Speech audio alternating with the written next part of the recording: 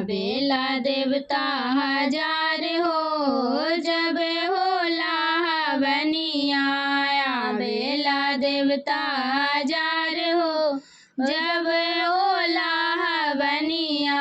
शंख की धुन सुन ब्रह्मा जी आए, शंख की धुन सुन ब्रह्मा जी आए। वेद दिए बिसराए हो, जहाँ होला हवनिया।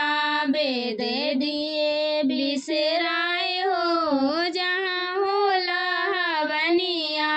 आवेला देवता हजार हो, जहाँ होला हवनिया। आवेला देवता हजार हो, जहाँ होला हवनिया। शंख की धुन सुन राम जी आए, शंख की धुन सुन राम जी आए। धनुषा दिए बिसराए हो, जहाँ होला हवनिया। धनुषा दिए बिसराए हो, जहाँ होला हवनिया। आवेला देवता हजार हो, जब होला हवनिया।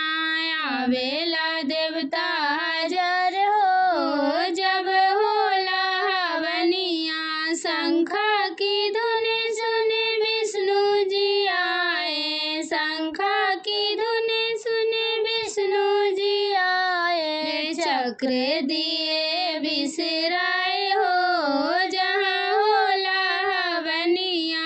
चक्र दिए बिसराए हो, जहाँ होला हवनिया। आवेला देवता हजार हो, जहाँ होला हवनिया। आवेला देवता हजार हो, जहाँ होला हवनिया। शंख की धुन सुन कृष्ण जी आए, शंख की धुन सुन कृष्ण जी आए। मुरली दिए बिसराए हो, जहाँ होला हवनिया। मुरली दिए बिसराए